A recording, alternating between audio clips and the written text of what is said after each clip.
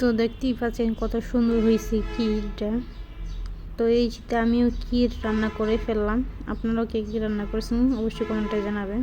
তো আসসালামু আলাইকুম বন্ধুরা, চলে আসলাম মূল রেসিপিতে। তো আমি এখানে কাঠবাদাম নিলাম, কিশমিশ নিলাম, চাল নিলাম, পাতিলে গরম পানি ফুটালাম মশলা দিয়ে। পায়েস রান্না করব। তো এখন গরম পানির মধ্যে চালিয়ে দিয়ে দেব ডালা এবং তেজপাতা, সব কিছুই আছে সাথে। আগে আমি গরম পানি ফুটিয়ে নিয়েছি, তারপর চালগুলো দিয়ে দিয়েছি, তাতে ভালো হবে, পায়েসটা টেস্ট হবে, খেতেও মজা লাগবে, চালগুলো পাতলে লাগবেও না।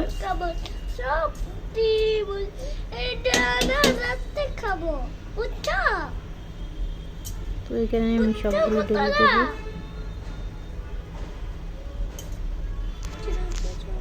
তো এখানে আবার আমি দুধ গরম করে নিয়েছি, ঠান্ডা দুধ আমি গরম করে নিয়েছি। গরম করে নিলে এটার কাঁচা গ্রানটা থাকে না, কাঁচা যে গ্রান থাকে এটা থাকে না। তো এই দিক দিয়ে আমার পায়েস করছি, আমি একটু নেড়ে চেড়ে দিচ্ছি মাঝে মধ্যে। চালটা ভালো করে ফোটা পর্যন্ত আমি ওয়েট করবো, তারপরে মিঠাই দেবো, সব কিছু দেবো। তো হয়েই গেছে প্রায়। এখন আমি ওই কিশমিশগুলো দেবো, কাঠবাদাম আছে ওই রকমের, ওগুলো দেবো, কাজু বাদাম, কাঠবাদাম। তো মিঠাই দেব, সব কিছুই দেবো, একটু ভালো করে ফোটা পর্যন্ত দিয়ে দেব। চালটা ফেটলে তারপর দেবো, ফেটে যাক তারপর পর্যন্ত আমি ওয়েট করবো, তারপর দেবো। আপনার ঠিক ওই সময়ই দেবেন যখন দেখবেন চালটা ভালো করে ফেটে গেছে। চালটা ফেটে গেলে তারপরে মিঠাই, দুধ সব কিছু দেবেন, তাহলে দেখবেন এটার ঘ্রাণ এবং স্বাদ অন্যরকম হবে। তো আমি এভাবেই রান্না করি। এখন একটু লবণ দিয়ে দেব। তো আজকে নারকেল ছাড়াই আমি ক্ষীর রান্না করব। তো এগুলো দিয়ে দিলাম, দেখতেই পাচ্ছেন একদম চালগুলো দেখতেই দেখা যাচ্ছে যে ফেটে গিয়েছে। তো এই জন্য আমি এখন দিয়ে দিচ্ছি। তারপর আমি মিঠাইটাও দিয়ে দেব।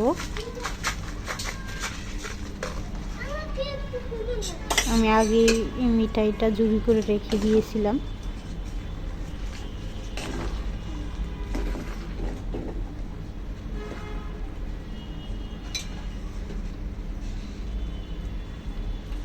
দুধ দিয়ে দিচ্ছি এখন। দুধটা হয়তো বেশি হয়ে যাবে নাকি, পাতিলটা আমার ছোটোই হয়ে গেল। তো যাই হোক, আমি একটু পাতিলটা সোজা করে দিচ্ছি, ঠিক করে দিচ্ছি। তো এইভাবে আমি আস্তে আস্তে আস্তে আস্তে নেড়ে ছেড়ে ভালো করে মিঠাই এবং দুধ সব কিছু মিক্স করে নেব, এবং 5 থেকে 10 মিনিট পর্যন্ত আমি এটাকে জ্বালানবো।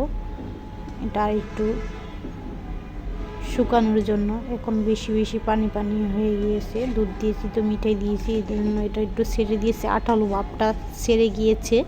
তো আঠালো ভাব আসা পর্যন্ত আমি এটাকে আস্তে আস্তে মিডিয়াম আঁচ করে আমি নেড়ে ছেড়ে নিচ্ছি।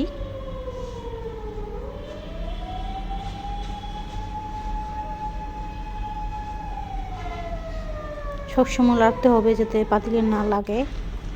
তো দেখতেই পাচ্ছেন কীরকম কালারটা হয়েছে। ভালো করে এইভাবে নেড়ে ছেড়ে নিয়েছি যাতে ক্ষীরটা পাতিলে না লেগে যায়। আমি সেভাবেই সতর্ক হয়ে নেড়ে ছেড়ে নিয়েছি, এবং জাল কম দিয়েই নেড়ে ছেড়ে নিয়েছি যাতে এটা না লেগে যায়।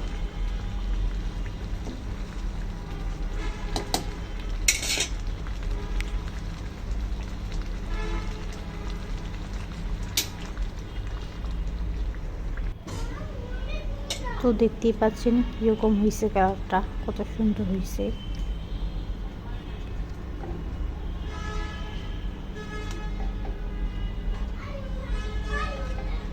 দেখতে অনেক সুন্দর লাগছে, অনেক জুসি লাগছে। তো এই শীতে যদি শীতের ক্ষীর না খাই তাহলে কি হয়, তাই আমিও বানিয়ে ফেললাম নারকেল ছাড়াই ক্ষীর। তো এই শীতে আমার ক্ষীর খেতে তো অনেক ভালো লাগে।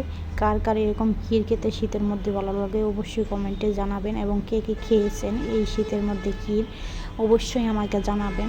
এবং আমার এই ভিডিওটা যদি আপনাদের ভালো লাগে অবশ্যই লাইক করবেন, সাবস্ক্রাইব করবেন এবং কমেন্ট করবেন। ভালো থাকবেন সবাই।